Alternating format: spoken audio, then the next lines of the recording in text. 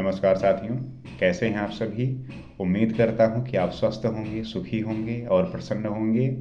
जैसा कि हम किसी न किसी विषय को लेके बात करते हैं, चर्चा करते हैं और जानने का प्रयास करते हैं कि उस विषय में आपकी और हमारी जो रुचि है, जो हम उस विषय के बारे में जानने का और उसके परिणाम क्या हैं, उसका महत्व क्या है, इस सब के बारे में हमारी जो जानने की क्षमता है, कैपेबिलिटी है, वो बेहतर हो। इसी उम्मीद के साथ आज हम बात करेंगे कि इंडिया और नेपाल का जो ट्रेड है, या कह लीजिए कि जो नेपाल का ट्रेड है वो इंडिया के थ्रू होके जाता है। किस प्रकार से? क्योंकि नेपाल जो है वो लैंड लॉक कंट्री है, मतलब कि नेपाल की बॉर्डर जो है किसी प्रकार से समुद्र से कनेक्टेड नहीं है। मतलब कि वो जो है चारों तरफ से किसी न किसी देशों से जो है घिरी हुई है। तब अब आपको पता है कि जो ट्रेड होता है वो ज़्यादातर समुद्री मार्ग से होता है। तो अब बहुत सारे ऐसे सामान हैं जो उसे जो है समुद्री मार्ग से मंगवाने पड़ते हैं। तो नेपाल के लिए जो है आवश्यक हो जाता है कि वो जो है इंडिया के थ्रू जो है अपने यहाँ पे सामान मंगाए। तो इंडिया जो है नेपाल के लिए बहुत महत्वपूर्ण है, क्योंकि उसके यहाँ पे जो इम्पोर्ट है या एक्सपोर्ट है वो समुद्री मार्ग से अगर उसे करना है तो इंडिया के थ्रू जाना पड़ेगा। इसीलिए आप देखेंगे कि इंडिया और नेपाल का जो रिलेशन है वो हमेशा से ही अच्छा रहा है, बेहतर रहा है। और इस संबंध को सदैव अच्छा रखने के लिए, बेहतर रखने के लिए हमारे देश के जो लीडर रहे हैं, नेता रहे हैं, उन्होंने भरसक प्रयास किया है कि हमारा और नेपाल का जो रिश्ता है, जो संबंध है, वो सदैव सकारात्मक हो, अच्छा हो। और क्योंकि नेपाल जो है वो इंडिया और चाइना के बीच में एक बफर कंट्री का काम करता है, क्योंकि हमारी हमारी बॉर्डर जो चाइना से मिलती है, तो हम सीधा उनसे डायरेक्ट कॉन्फ्लिक्ट में कभी कभी रहे हैं। लेकिन जब नेपाल बीच में होता है तो हमारी सिक्योरिटी जो है वो एक तरीके से सेफ रहती है। हम ये कह सकते हैं कि हम डायरेक्ट उनके साथ कॉन्फ्लिक्ट में नहीं आते। तो नेपाल बहुत महत्वपूर्ण है, लेकिन आपको पता है कि चाइना ने जिस तरीके से अपने आप को बढ़ाया है, ग्रोथ किया है, अपने आप को आगे लेके गया है, तो इस वजह से वो जो है कोई भी इन्वेस्टमेंट कहीं पे हो रहा है किसी भी देश में, तो वो जो है बढ़ चढ़कर जो है प्रयास कर रहा है कि मैं जो है उस देश में इन्वेस्ट करूं, उस देश के इकोनॉमी को, उस देश की इंफ्रास्ट्रक्चर को अच्छा करूं, क्योंकि उसके पास इतना ज़्यादा है कि वो बांट रहा है। तो इसके प्रभाव में जो है नेपाल कभी कभी आ जाता है।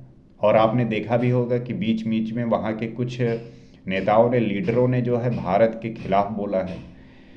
तो चूँकि नेपाल हमारे लिए बहुत इम्पॉर्टेंट है, इसलिए जो है हम उनको इस तरीके से देखते हैं कि हमारा जो संबंध है वो नेपाल के साथ सदैव अच्छा रहे। क्योंकि अगर चाइना नेपाल में घुस गया और चाइना का प्रभुत्व नेपाल में हुआ, तो ये हमारे सिक्योरिटी को लेके, हमारे सॉवरेनिटी को लेके एक तरीके से मुश्किल होगी, आघात होगा। तो इसी वजह से हम ट्राई करते हैं कि नेपाल के साथ हमारा संबंध अच्छा हो। और नेपाल को भी पता है कि हमें अगर ट्रेड करना है, हमारी इकोनॉमी को अच्छा रखना है, अर्थव्यवस्था ठीक बनाए रखनी है, तो उसके लिए आवश्यक तो सबसे ज़्यादा ट्रेड ही है। वो चाहे नेपाल के मसाले हों या अलग अलग तरीके के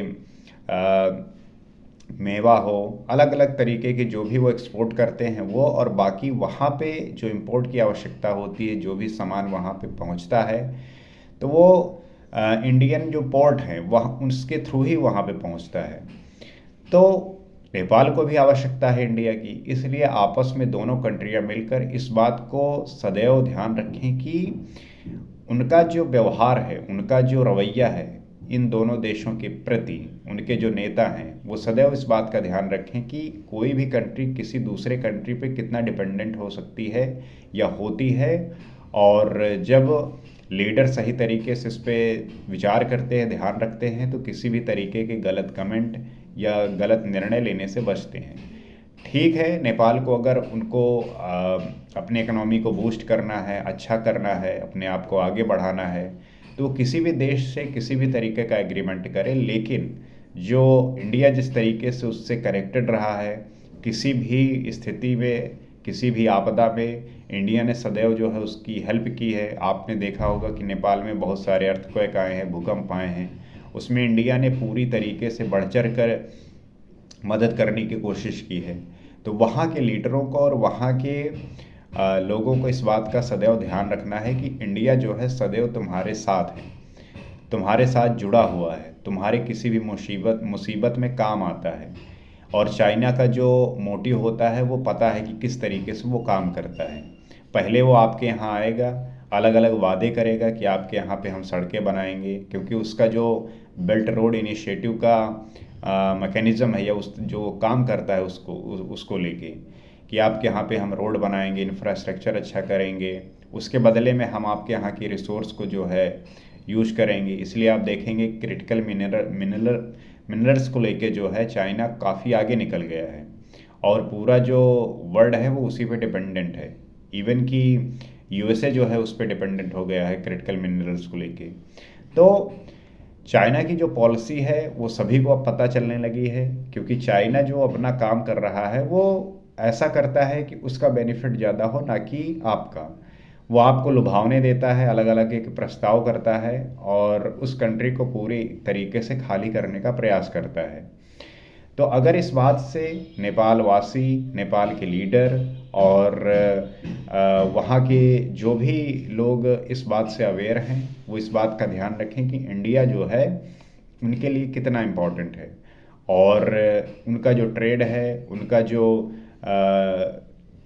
और इंडिया का जो व्यवहार रहा है सदैव नेपाल के लोगों के प्रति वो अच्छा रहा है, क्योंकि नेपाल के लोग इंडिया में आके यहाँ पे काम करते हैं, जॉब करते हैं, अलग अलग तरीके से उनको जो है बेनिफिट मिलता है।